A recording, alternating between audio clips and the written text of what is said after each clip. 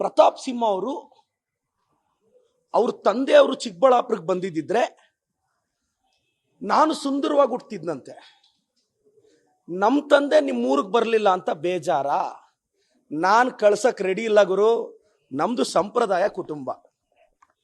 ಮತ್ತೆ ಇನ್ನೇನೋ ಹೇಳಿದೆ, ಮತ್ತೆ ಅವರು ಸ್ಟೇಟ್ಮೆಂಟ್ ದಯವಿಟ್ಟು ನೀನು ರಿವೈಂಡ್ ಮಾಡ್ಕೊಂಡು ನೋಡ್ಬೇಕು ಗುರು.